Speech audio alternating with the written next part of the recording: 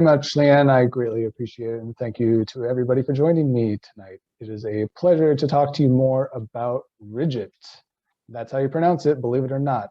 Ridj-it, not write it, not Ridj-it, but it's a lot of fun telling people why it's pronounced the way it's pronounced, which I'm not going to do until later. I'm going to leave it as a last little cherry on top kind of information for you. But, outdoor events happen here. Let's start there, shall we? And I also want to give it up to Leanne for making this sweet cover we see here. That was you, right, Leanne? Yes? Or was that Yes. it? Yes, cool. Yes, I wasn't sure if it was you or Adele or somebody else. Canva, it's magic. It's magic. Yeah, it is. It truly is magic. So I said, well, heck, we'll use it for the cover of the presentation. So thank you so much for that. And let's go. Cool. So what is Ridj-it? Well, generally in presentations and in these various pitches or whatever else you want to call them, people will generally start with a problem. I'm going to go backwards and not start with a problem. I'm going to tell you what we've already accomplished. And hopefully by you seeing what we've already accomplished, you can kind of get an idea of what Ridj-it is. So for example, we're going to do a quick snapshot. So 1,000 events, about 1,000, have been posted to the Ridj-it platform. We've had 4,500 carpool rides. We've had about $250,000 of economic activity go through the platform. So you have a pretty general idea of potentially what we do and who we are. And I'm Ari Accarino. That's me in the center. I'm one of the co-founders. There are 3 of us. There is Rick Ganguly here on the left and Alexander Nikitin on the right. And the story of how Ridj-it begins is one of necessity. Isn't that how it's like some of the greatest innovations in the world come about, just one of necessity? And what happened was I had moved to Boston from Spain. And in Spain, I'd been hiking twice a week with a Spanish philologist. That means somebody who teaches Spanish language stuff. And it was awesome. It was great. And then I moved to Boston and I knew no one. I only knew Rick because Rick and I went to school together. And Rick's like, hey, we got this place called the White Mountains. You want to go the hiking up there? I said, yeah, sure, let's do it. But if Rick couldn't go, then I couldn't go essentially because he was the only ride I had from Boston to the White Mountains, which is about 2 hours or 2.5 hours, even 3, depending where you go in the White Mountains. So I was relying on him. And after a big day of hiking, we were driving back and I looked at Rick and I said, is there any public transport out to the White Mountains or like any really super reliable transport? He goes, no, I don't think there is. Maybe we should start a business.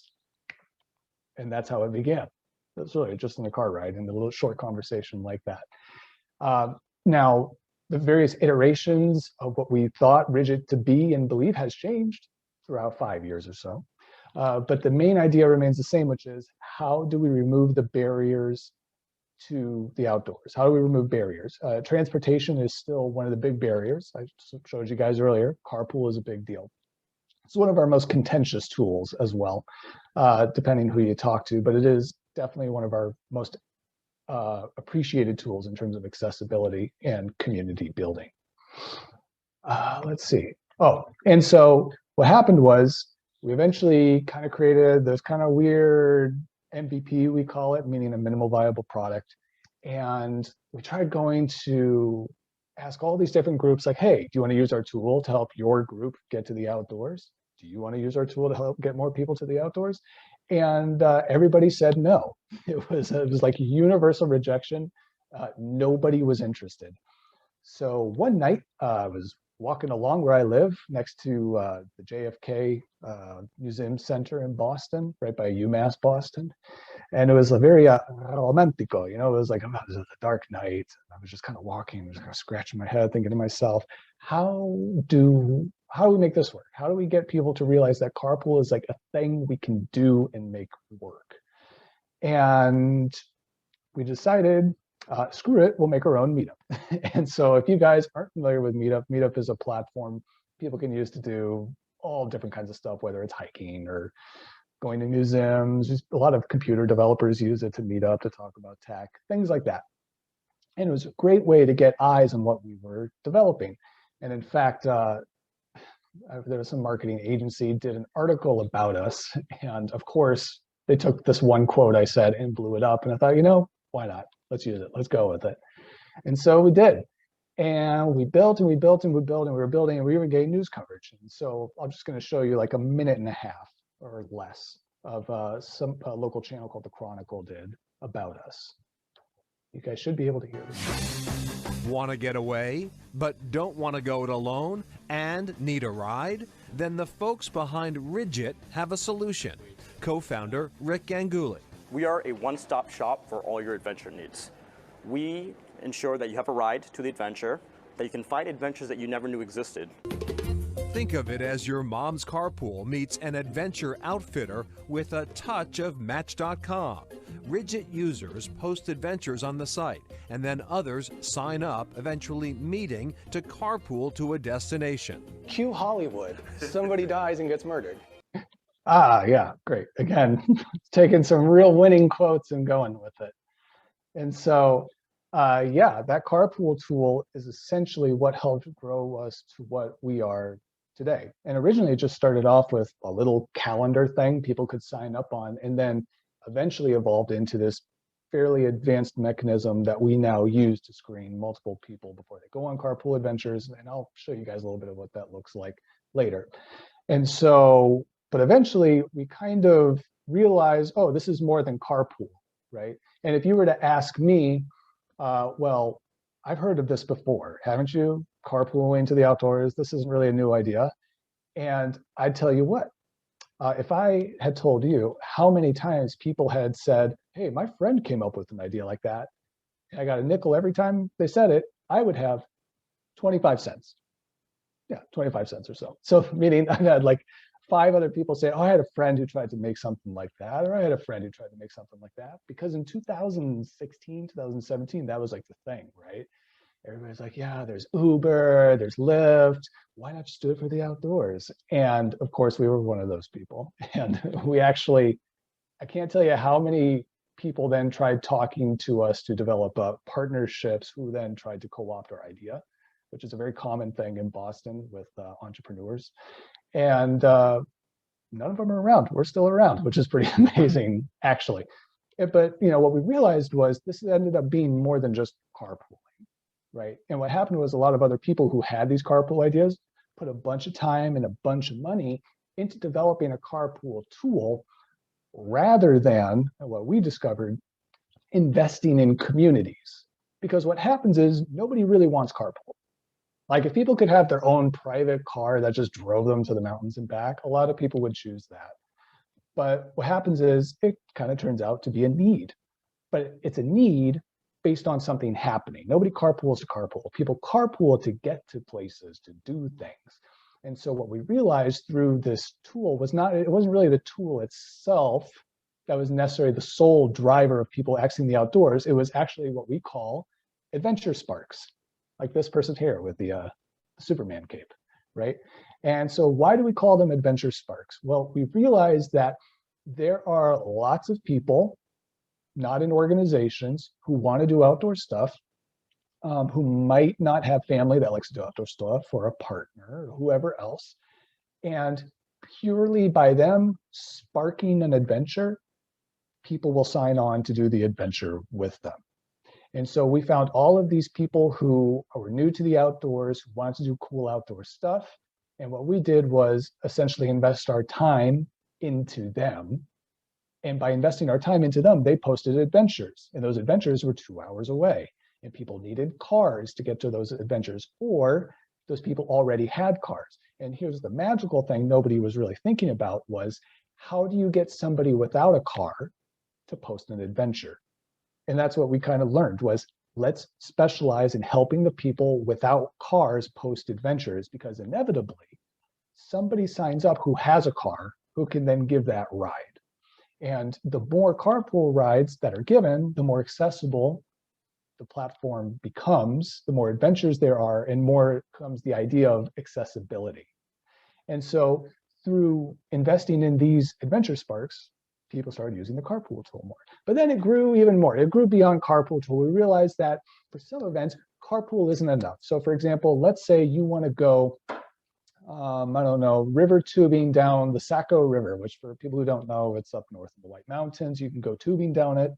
I've personally done it, had a wild and great time doing it. It's a lot of fun. Highly encourage you guys to do it. But you need to somehow get tickets generally to do that. And so we said, oh God, okay, carpooling is not enough. So we got to create a way for people to get tickets. And so then we created a ticketing tool. Now, for some people, ticketing tools is not very sexy at all. They're like, in fact, I'm sure almost none of you think about it besides Ticketmaster. If you tried to go to shows in the day and Ticketmaster's like, this will be a $30 service charge just so we can give you a ticket, right? And so for us though, this idea of ticketing being key to accessibility to more outdoor type of events was a big deal.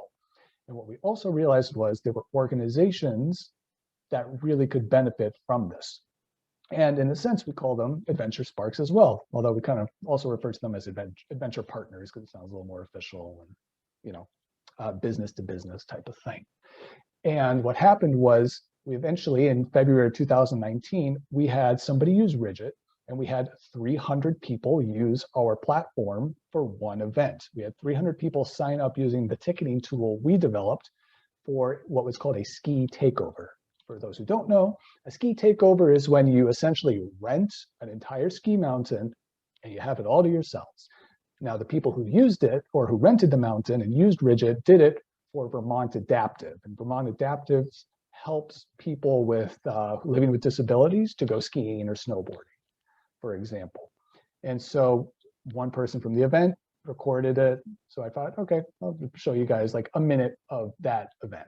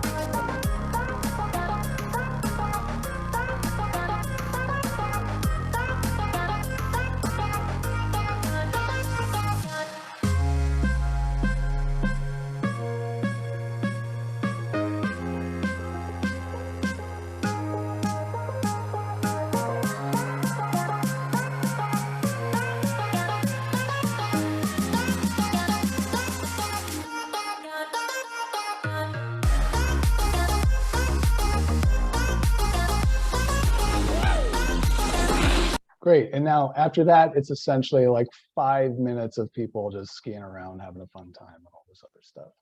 And I don't know if you caught, there was a little scene in there where people were coming in to sign up to get their tickets. That for me is a chef's kiss favorite scene, because what that means is people were using our tech to sign up. And through our tech, because we don't charge anything for donation tickets, which is a big deal. We're one of the only people in America that does that. The event creators saved like $2,000 just by using our platform. So imagine if you created an event and saved $2,000 just by using Ridj-it, for example. And essentially, you know, through that one event raised, you know, $15,000 or $16,000, which helped pay for the mountain plus give to Vermont Adaptive. And what was also really cool for us as an organization as we grew is you guys saw all of those different company logos that came in on the beginning. This was the realization for us that, wow, we can really highlight other companies as well in the outdoor space that might not otherwise see themselves as part of the outdoor space. But the outdoors belongs to everyone at some point, doesn't it? And so that was February of 2020. And we're like, all right, this is great. We had this like 300-person takeover. This is awesome. We're unstoppable. And then COVID hit in like the beginning of March. So like 2 weeks after that, whoop, boom, dead stop. Just like dead halt, dead stop. Had to cancel a bunch of events that were already planned out in March. Some were to Maine to go hiking. Others were skiing. Others were snow tubing, you name it, just donezo. Before I get into that though, I'm happy to open the floor to anybody who has any questions, comments, concerns, dreams, hopes, and or fears. No one, just smiles. Anyway, I'll give you 10 seconds. You can unmute your mic and be like, me. 10, 9, 8, 7, 6, 5, 4, 3, 2, 1. No problem. Okay, here we go. COVID happened, and we were just like, oh my God, what do we do? Because we had a fair amount of revenue coming in at that point. And when your revenue goes from whatever it was to zero, and you actually go negative monthly, it's a huge issue, because we also didn't fire anyone who was working for us. And if you guys don't know, we actually have a full-time developer, a part-time developer, part-time designer, Instagram person, and we had 2 admin people helping us as well. So we had a fairly big team to support while this was happening. And so for 4 months, there were no in-person events. So imagine going from like a bunch of events every month to 0. And of course, we weren't the only event platform that had this issue. There were, every other event entity in the world just suffered immediately, right? And so a bunch of people were switching to online events. We scrambled to get some online events as well. We did some movie viewings, and that was fine. But once June came around, June or July, we're like, okay, we think we can make this work. And now for a lot of people, when you say we did carpool in the middle of the pandemic, a lot of them would say, wow, hard pass, thanks, but no thanks, because I don't want to get COVID in a carpool. And I think that was a legitimate concern a lot of people had. Yet, what we saw with COVID, right, was that inequalities were laid bare to us, right? Whether that was health disparities in certain racial and economic classes to everything else. And the same happened with the outdoors. We don't really talk about it, not something that comes up much, but we were trying to address inequality in the outdoors, and COVID essentially just made it worse, right? Because if you talk to anybody in the outdoor sphere that's in business, they're like, oh, record sales with bikes, record sales camping gear, record sales this and that, and that's fine. But in terms of people being able to access the outdoors, the inequality was incredible, right? A lot of buses weren't running. Not everyone has a car. And so for us, people were like, oh, people told us, oh, you must be doing well with COVID, right? With everybody going out in the outdoors. And we said, not necessarily, because Ridj-it is about accessibility and getting people into the outdoors. And if you don't have public transportation really running, or people willing to drive others, then it's really tough to help people get to the outdoors. And yet, in June of 2020, people were like, I will totally drive people to go hiking. Now, this is before a vaccine had been we thought, oh, there won't be a vaccine until like 2022 or something. And people were still willing to drive others. People were still posting events. And these weren't people who didn't believe COVID existed. They all believed COVID existed. It was real. And so what we did, though, was we set up a waiver form that kind of protected us in a way that says you realize you're going carpooling in the middle of a pandemic, or you're joining people. If you're not carpooling, you're still joining people. And even then, we put a limit on 10 people max. Even when the state of New Hampshire is like, oh yeah, 50 people, no problem. We're like, nope, that's not okay. We never wanted an event posted to Ridj-it that had more than 10 people. And frankly, that's been the way it was up until, I think earlier this month, we decided to up it to like 15 or something like that, especially since a lot of Ridj-it participants are scientists and doctors and people like that who already got the vaccine back in like February or whenever it came out. So, but in addition to doing that form to make sure where everybody knows this is what you're signing up to do, people also had to agree to participate in wellness checks. And so we've conducted 1,200 wellness checks, which is a pretty incredible feat for an outdoor organization, because essentially if people went on, or even if we still conduct them, but if people go on an adventure, they're going to have to tell us if they're feeling okay a week after, and then again a week after that. So they're getting 2 wellness checks per trip.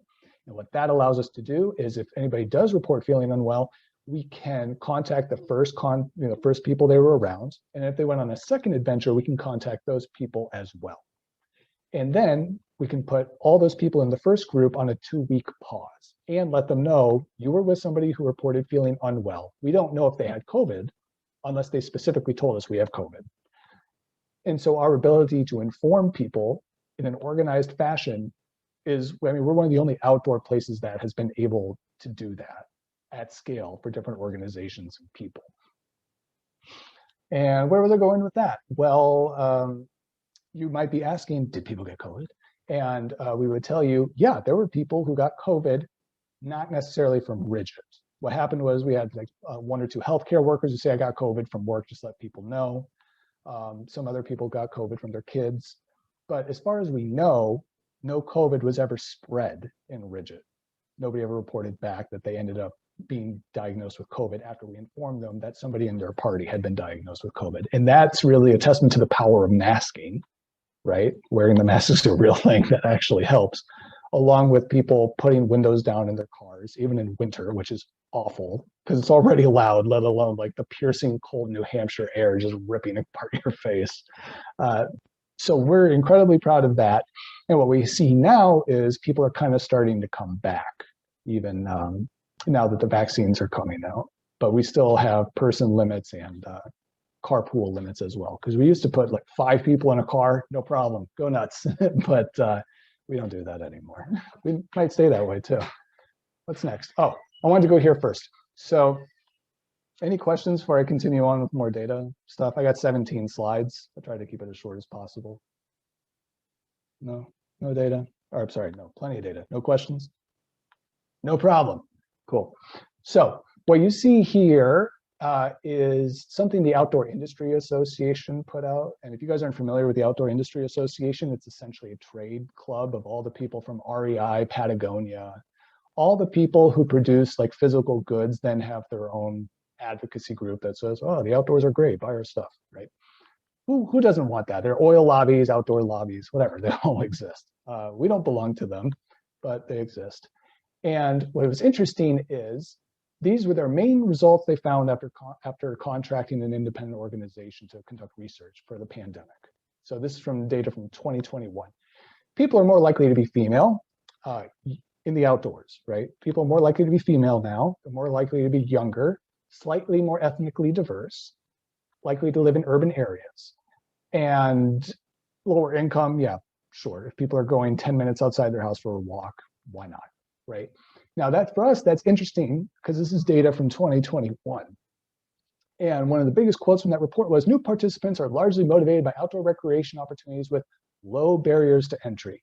For us, that phrase, low barriers to entry, is our favorite. We're like, yes, low barriers to entry. But it was interesting to see this data from 2021 happen because what we did back in 2018 was compare White Mountain National Forest data to Ridj-it data after about 2 years of collection. And what we noticed was more female, what else? Younger, right? Compare over 40 versus 20 to 40, younger, more ethnically diverse. So in something like this, what you might see is, this is what the pandemic created. But for us, this isn't what the pandemic created. This is what's always been there. The difference is we were there to provide low barriers to entry through our carpool ticketing tool and our regular ticketing tool. So for me, that was really fun to see and go, oh yeah, this makes sense. But speaking of data, speaking of technology, what I'd love to know, and would love you guys, all you gotta do is press like a little thing into the chat, is I trust tech companies to do the right thing. Yes or no? So go ahead in the chat, right? Yes, if you trust them to do the right thing, or no. I'll give you a moment. Yeah, keep them coming, all right. Beautiful. Love these answers, guys. Love them. Okay, yep. Oh, hi, Peggy. Nice to see you. What else? Yeah, so no, exactly. And so what's interesting is that there is a survey called and I have it up here, the Edelman Trust Barometer. Right, the Edelman Trust Barometer. And what the Edelman Trust Barometer found this year is that in 2020, tech was the most trusted sector in the US. And in 2021, it fell to 9th place. So it lost a bunch. And not just in the United States, but in other countries as well. And this was out of a sample of, I think, 77,000 people, something like that. So it's not a small sample. So here you're listening to me, a tech person, talking about, oh, tech can help people get to the outdoors. And yet we do a survey of what people think about tech, and people don't trust tech at all. And of course, for us, I gotta make sure my next slide is great. So for us, we could totally see that, because we have tried to work with different outdoor providers, let's say horseback riding people or whatever else, and fun quotes we've heard are, well, I don't need tech. I can just take phone orders and write the names down of people. Or I don't want people who don't know each other going on my horseback riding trips. I want them to know each other. Otherwise, it's weird. And all these other things. And it's not very efficient. And yet at the same time, there are lots of different companies that go out and try to find these outdoor providers. So not people who are going hiking, not Squam Lakes, essentially, or Waterville Valley Municipal District or whatever else.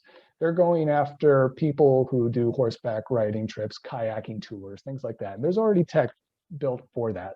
And they're just looking for those people. But it's actually pretty tough, because I know a kayaking guy who said, why would I pay you a percent of an audience I already have and can just personally market to? Why would I give you any money? And then the tech companies say, well, you don't have to give us any money. We can just charge a percent to your customers. And then the kayaking guy said, well, why would I then make it more expensive for my customers if they can just come directly to me for a lower price? And so you have a lot of holdouts like this. And this isn't some 80-year-old guy. This is like a 50-year-old dude, you know, not completely far off from the tech sector.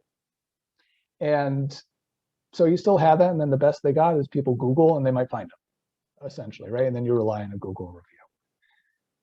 But for us, that's a kind of an issue, because there's this thing we call the last 150-mile problem. And you guys might know a rendition of this problem. It's called the last mile problem. In tech speak, the last mile problem is how tough it is to get stuff from a warehouse to your house.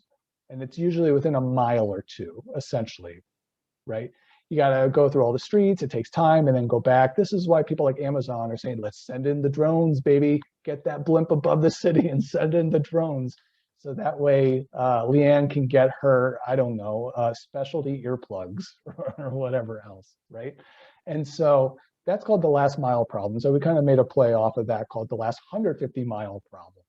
Because what happens is there are a lot of people who can't access the outdoors. And like I said before, that might be because of transportation, but we also associate it with finding people to do things with, knowing what to do and where to go, and then dealing with tickets, rentals, overnight stays, all this other stuff. And for us, we call it Ridj-it math. What we do is we try to solve all those issues you see here, we try to solve here.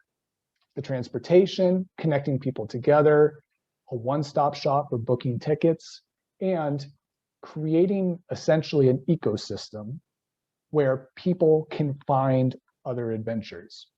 And I'll talk about this more in a little bit about marketing, because what's preventing a lot of really great new players entering the outdoor sphere is how expensive marketing is to get your eyes on what they're actually doing.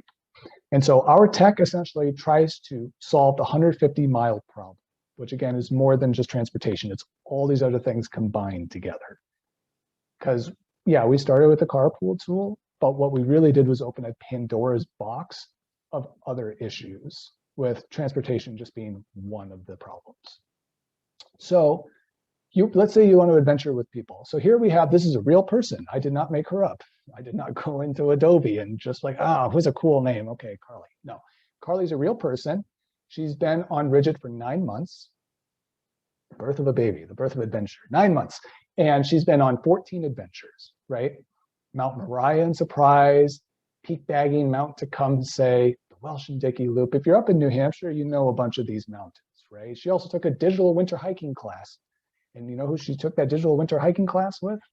Waterville Valley, the municipality of Waterville Valley, whose first year really like showcasing what they do was highlighted with a partnership with Ridj-it, because we wanted to get eyes on the fact that they are a cool outdoor player that should be recognized.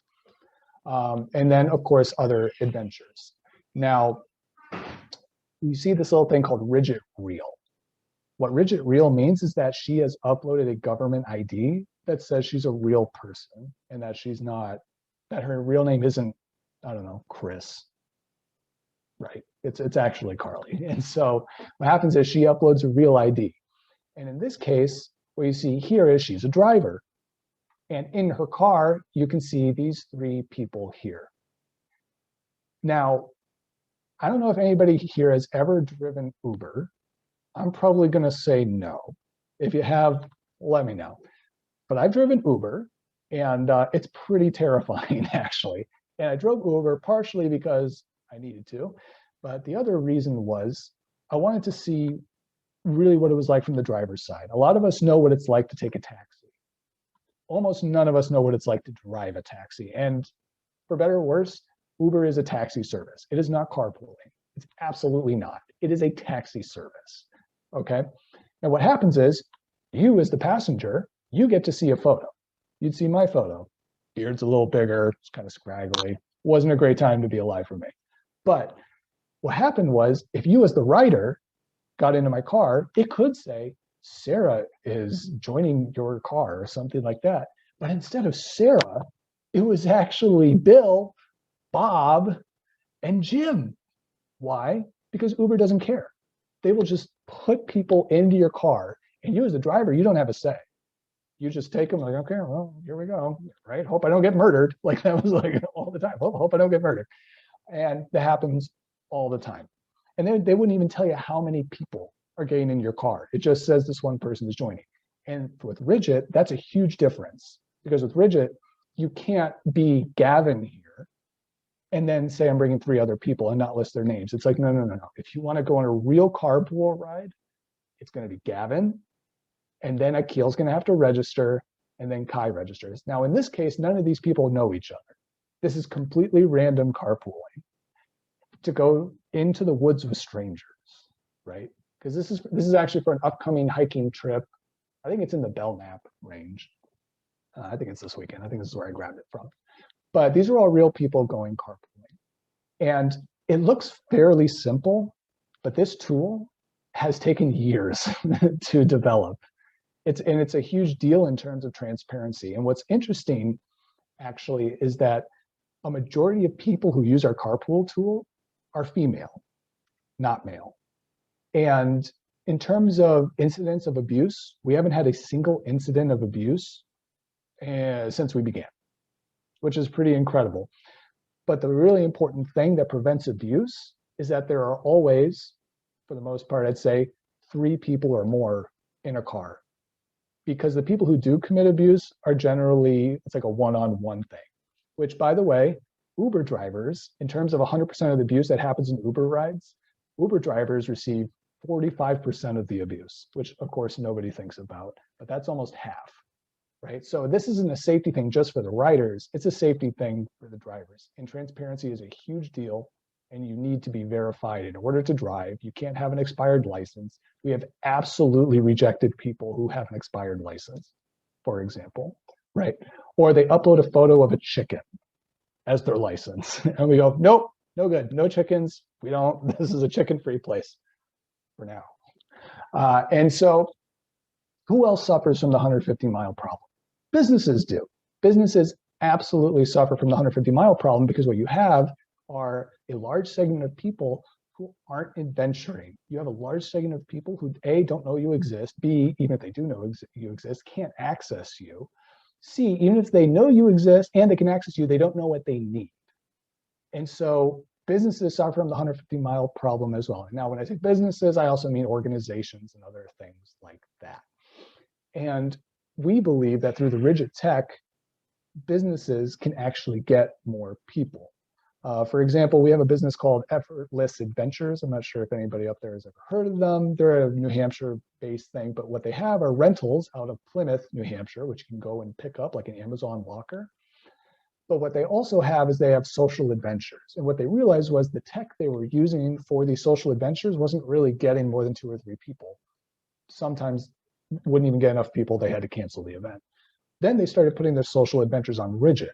And because Ridj-it is an ecosystem of outdoor adventures, you have lots of different eyes looking here, lots of different pairs of random eyes looking for outdoor adventures.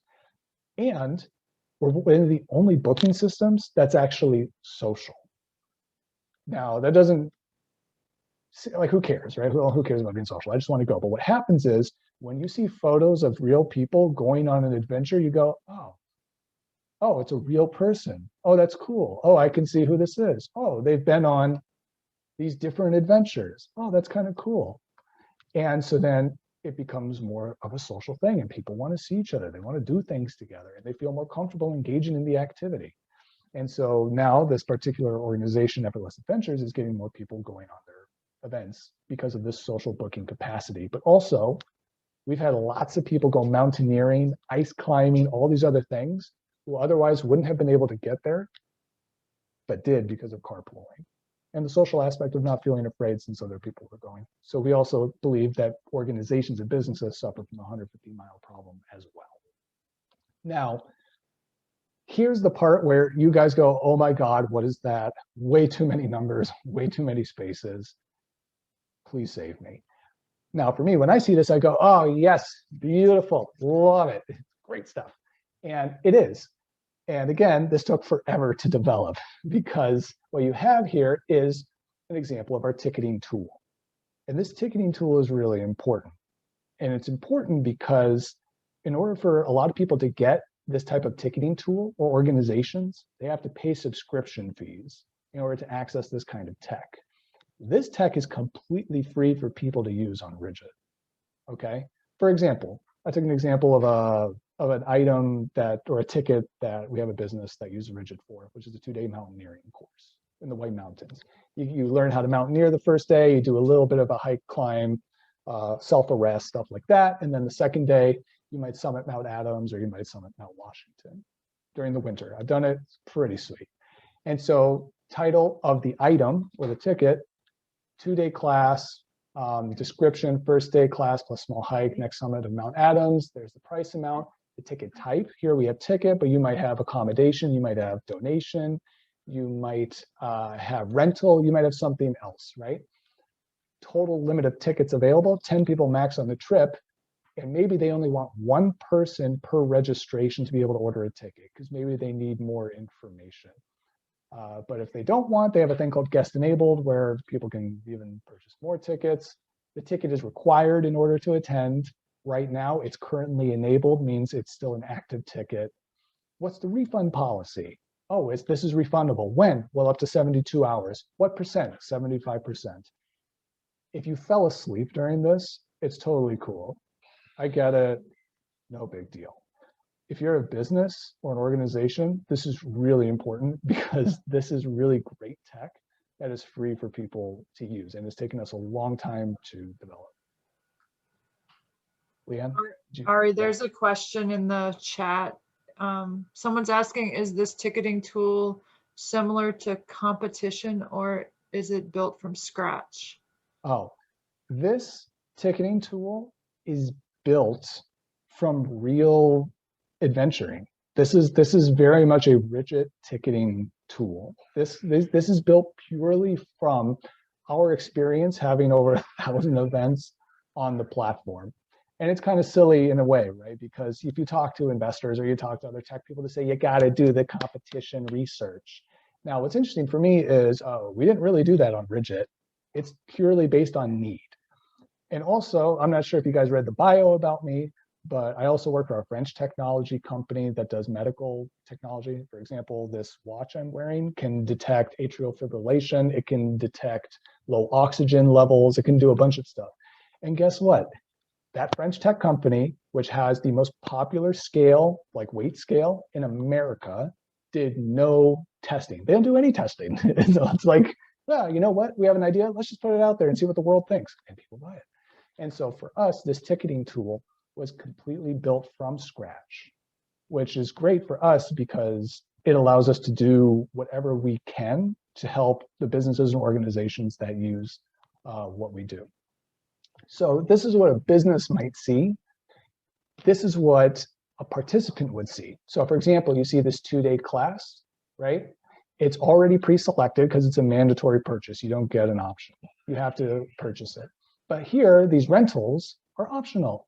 Maybe you already have mountaineering boots. Maybe you don't need mountaineering boots. Maybe there's this other rental package, which includes a down coat, crampons, other stuff like that. And so, again, this looks very simple, but to develop these tools is a really big deal. And yet this is part of the accessibility issue. This is part of the lowering the barriers to entry issue. Because otherwise, you can get some of these features on other competitors, which we found out after doing some research, but you need to subscribe. And why would you know, if you're not really bringing in a lot of money to begin with, why are you paying for a subscription, right? Here, it's you're just only when you use it, only when you need to, right? And then, of course, if people have promo codes, that goes in there as well. And what you don't see here is potentially choosing carpool to get there as needed, all these other things. So again, if you fell asleep during this, no problem. For us, though, this is what keeps us up at night. This is what we think about. This is how we help more people get into the outdoors with clear communication, clear stuff, everything else. Let's see. What's next? What do we got? Oh, so this is one of the last things I'll talk about tonight before I tell you why Ridj-it is called Ridj-it. And that's marketing. Now, what happens is a lot of us have accepted the technological fate of our Silicon Valley overlords. And our Silicon Valley overlords tend to be Google, Facebook, Apple, and things like that. But what happens is it's really hard for outdoor entities, if you will, to broadcast to the world that something's going on in different ways. So for example, what happens is we have our meetup group I told you guys about, right? With the little banner that says, screw it, we'll create our own meetup. We're one of the largest we have one of the largest meetup groups in Boston. It's about 14,000 people. We have outdoor organizations that message us saying, hey, can you post our event that this is going on?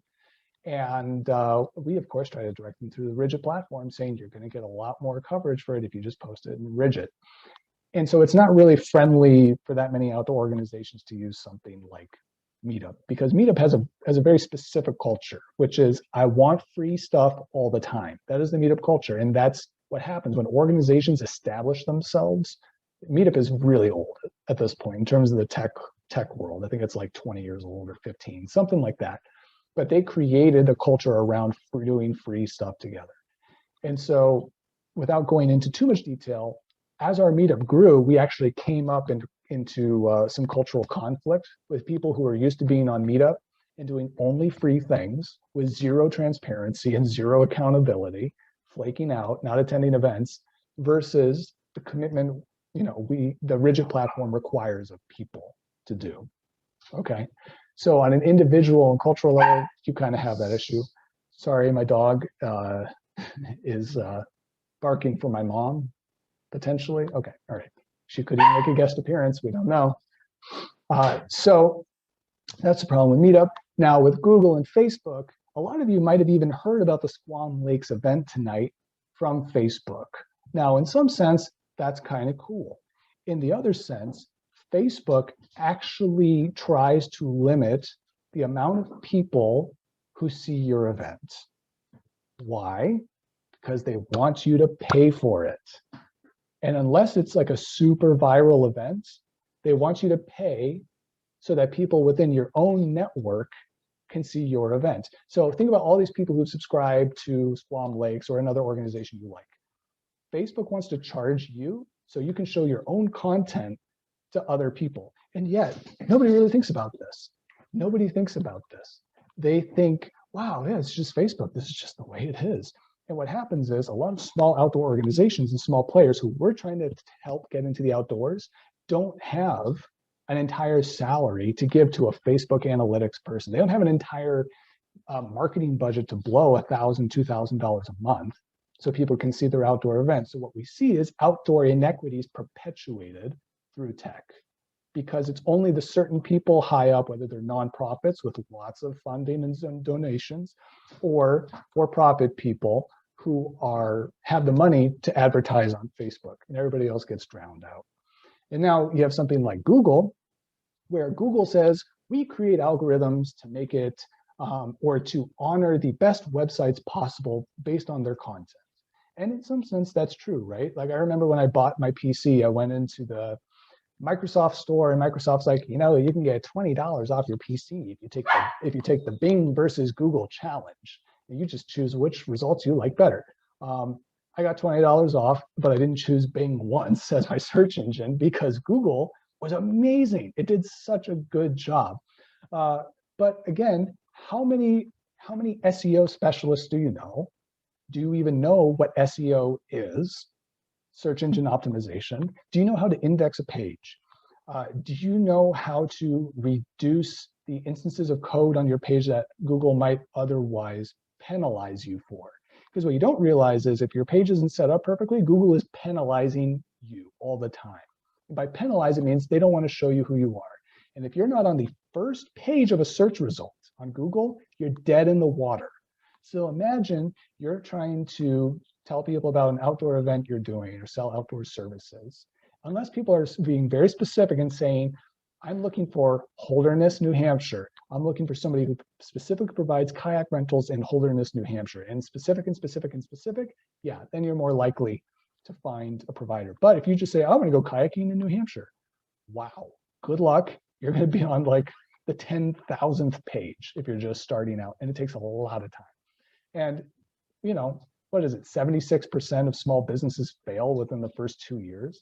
You don't have time, you don't have the money unless you have an existing network to really market yourself to help you to show up well on Google or to market a bunch on Facebook. So marketing is a huge deal and a huge inequity perpetuator for people trying to access the outdoors. But on Ridj-it, we don't have the algorithms that hide events from you. What you see on the platform is what you get. You filter based on what kind of activity you want to do, when you want to do it, and what else? Yeah, and there are some other filters as well. There's no algorithm preventing people from finding you. And that's our big belief here. Our big belief is that if we get more outdoor entities into this one place, it's going to be easier to find each other. We won't have to spend as much money on marketing. We won't have to outsmart the algorithm so people can find what to do. And that's a big deal. Because again, marketing, before I did marketing, I was like, oh, marketing is BS, right? And it turns out it's really important because we are all psychologically programmed to be a certain way. And some of the most savvy marketers know that and abuse the system to get our attention and our eyes. Some of the best developers in the world are not developing cures for cancer. They work at Facebook and they're just there to get your eyes on that page for as long as possible. We don't want your eyes on the page as long as possible. We want your eyes in the woods. We want your eyes on the beach, on the mountain. And when you develop a tech platform that encourages that type of community, you're going to get more of that response as well. Now, let's see. Sherry, great question. I will answer that shortly. I'll get right back to you. Thank you for your patience, because I'm almost done. And so now you might be asking, well, why is Ridj-it called Ridj-it? Well, here we have a picture. This is from this year, and it's from a mountain range in New Hampshire, not a mountain range, but an area called Franconia Ridge. And so earlier I told you guys how I, along with the co-founders, did a hike, a really cool hike, and that's what gave us the idea of Ridj-it. Well, that hike was called Franconia Ridge. And Franconia Ridge has 3 beautiful mountains, Haystack, Lincoln, and Lafayette. And we were just so inspired by that mountain, we called it Ridj-it. And everyone's like, okay, cool, but really, what does that mean? Well, just as a ridge connects 2 mountains, Ridj-it connects you to the mountains, but more importantly, to each other. Thank you. That's the end. Cool. It's okay. I can hear it. I can hear it through the silence. I appreciate that. Great. So Sherry, let's get to your, you're welcome, Katri, sorry, forgive me if I don't say your name correctly. So Sherry, how do you manage women drivers or passengers who request no male passengers or drivers? No problem, that's fine. I mean, honestly, it's, you know, it's so interesting. I can't think of a single person who has ever requested that. Would we honor it? Yeah, absolutely. That's totally. Have we had rides where they were all female? Yes. And we've actually heard back from some of those rides where they say, I really liked only having women in the car. It was just so cool to just chill out and be with women and not worry about it. That's awesome. It's great. We totally support it. I'm trying to think if I can say anything else about that. I can't. If I can think of something else with female drivers, female passengers, I'll let you know. But it is one of the, that's again, it's why our carpool is such a contentious tool, is because you hear of these stories that happen on Uber and Lyft, and they're real stories. It's just not the complete story, which is that drivers are abused all the time. And nobody wants to talk about it because they essentially get paid nothing to do what they do. Whether they're male or female, they get abused. Thank you, Peggy, for coming. Appreciate it. Other question? Thank you, Sherry. Leanne, any questions from you? Adele, nice to see your face. Catherine, who else we got? Leo. Cool. I Right. have a question. What's been the biggest challenge that you have run into in creating this platform? Great question. Couple things.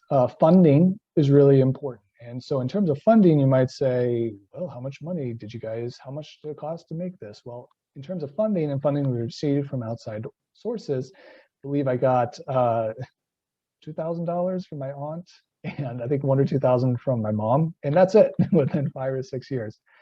And that's pretty amazing. Otherwise, it's completely self-funded. And for a tech company like us to be around that long as self-funded for what we're doing is a pretty big deal. So funding, and you say, well, wouldn't investors love this? Well, what's interesting is that before the pandemic, investors were thinking, the outdoors, who cares, right? And now it's like, oh, outdoors, outdoors, outdoors. So we haven't really been pitching to anyone as of yet, because what people don't realize is that when you try to pitch for money, like people see Shark Tank. If you guys aren't familiar with Shark Tank, they go in front of super rich celebrity folks and they're like, oh yeah, I want to pitch you the soup company I have, or I want to pitch you this like inflatable mattress with kittens. I don't know, right? And it just seems like all of a sudden, oh, so cool, rejected, accepted.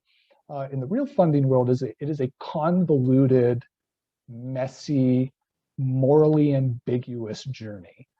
I mean, I don't have enough awkward stories around funding that I could tell you guys without revealing terrible things about certain people, but funding's a big deal. And then the other thing I brought up was marketing. You guys could see that during the presentation, I was super passionate about marketing, and it really is a massive issue with these tech giants, because they say, oh, well, if you just do the right targeting, you're going to find everybody you need. And if you have great content, you're going to find everything you need.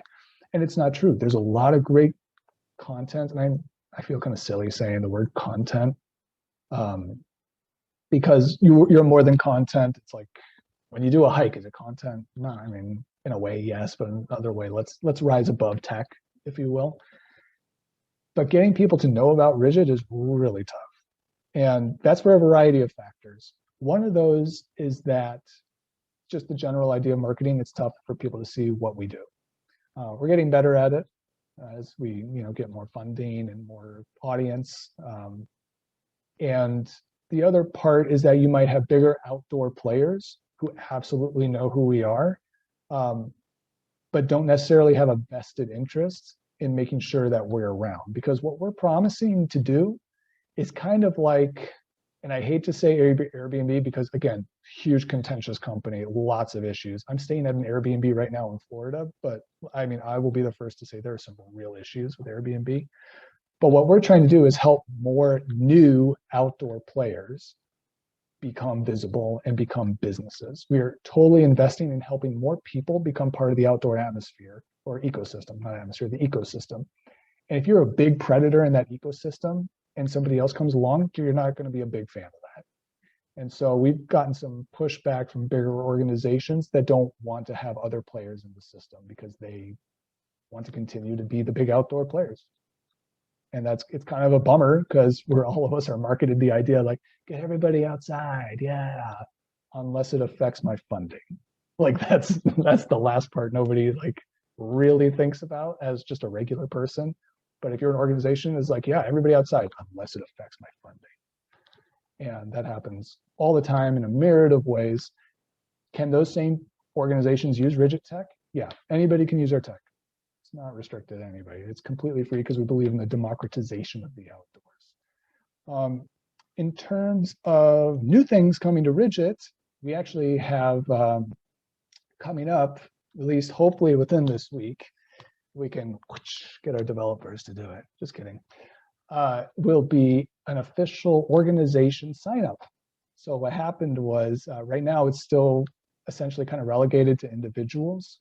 And we kind of have to do a workaround to get the organization to then appear, but we're going to have an official organizational sign up coming out, which is going to be amazing for reducing the barriers to entry for people to, get on the Ridj-it platform.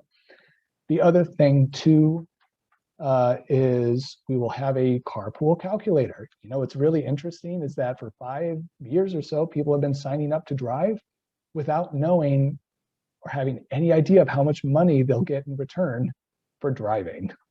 I think we were talking about this a few months ago. We're like, that's amazing. How did people trust us to do this?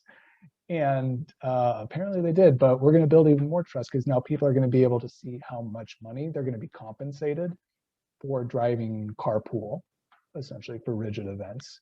And that's really important to us. We're also going to have more of an adventure spark highlight. So if I go back, cool. So I'll go to Carly here. Right now you can see the total number of adventures. And you're saying, oh, this, wait, does that add up? 8, 9, 10, 11. No, it doesn't. So you're missing 2 adventures. Well, you're not really missing 2 adventures. It's that she went on 2 adventures that didn't involve carpool. You didn't need to carpool to get there. That's what that means. But what in our new iteration, you're going to see that Carly is actually an adventure spark. She has sparked different adventures. And you can see, or you can know which adventures she has sparked and how many. And that's really important because we believe that, for example, with these individual sparks, this is very much separate from organizations or businesses, but there are individuals who spark these adventures and they should be credited as sparks publicly because what they're doing is creating a bunch of accessibility for people just by sparking an adventure. And those are the people who keep things running. I mean, we've had this one guy spark probably 80 or 90 hikes, which is wild. One person, 80 or 90 hikes, because he loves it. And he doesn't own a car. For all of his hikes, he's never had to rent a car or drive a car, because through him sparking the adventure, he has created a desire from people with cars to do these adventures. And he sparked adventures to Vermont, Maine, Massachusetts, New Hampshire, New York, a bunch of different places. One person without a car can generate that many adventures for people. And he gets free carpool for life. So, I mean, he's like super excited because he's like, I'm going 7 hours away and I'm not going to pay a dime. And that's totally cool. And we can make that happen because other people are paying for carpool. So what happens is you might have people who say, well, carpool, $30 to go 2 hours there, 2 hours back, kind of expensive. When I carpool with people, I can give them $10 and a bag of cookies. And for us, we're like, cool, if you can find those people to do a 4.5, 5 hour round trip ride for $10 and a bag of cookies, go nuts.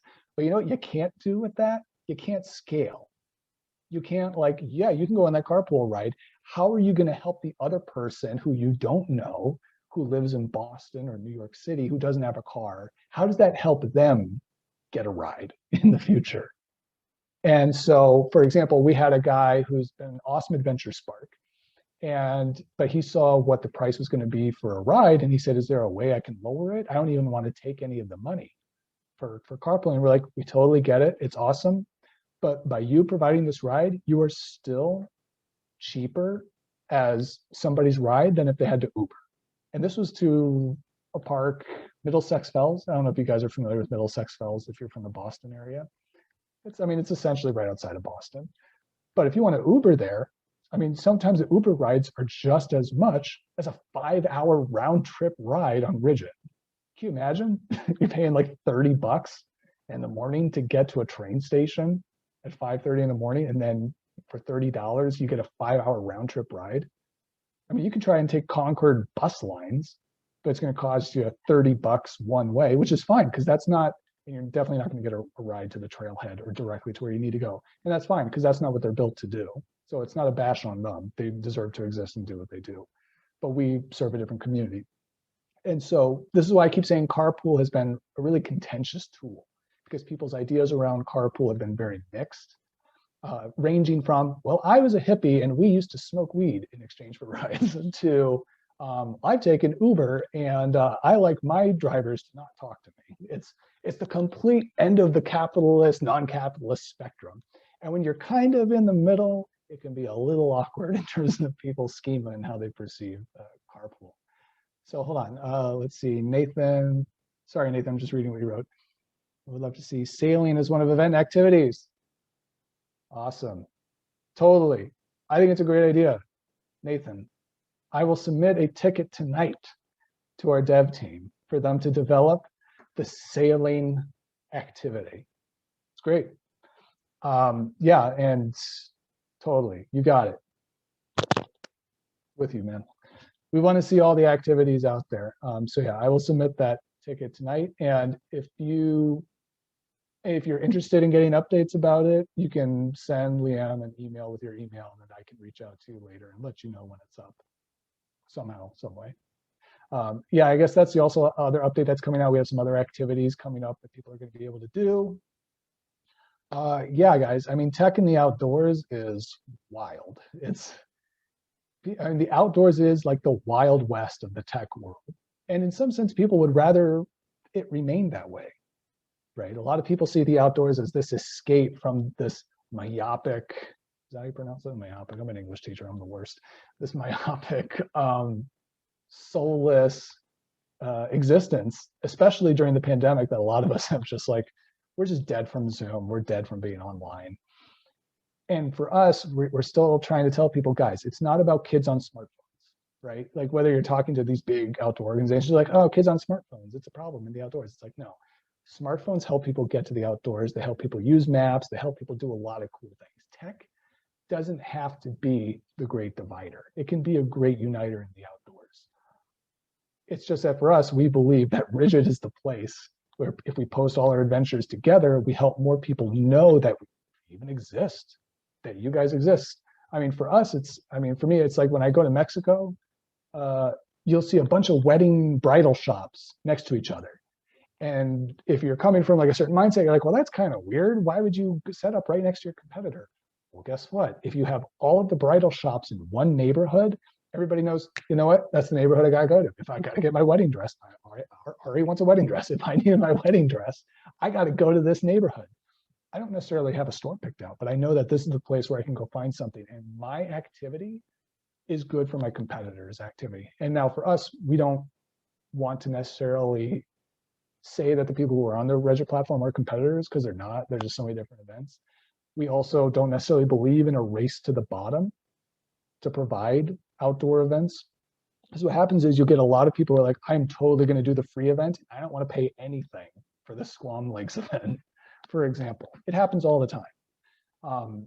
And so for us, we think we can rise above that and not have it just be a race to the bottom marketplace. It could be something better than that. It could be something more meaningful and something that ultimately lowers the barrier to entry for regular folks and outdoor organizations, businesses. Any other questions? No? Cool. Thank you Well, so much, Ari. That was great. thanks for having me.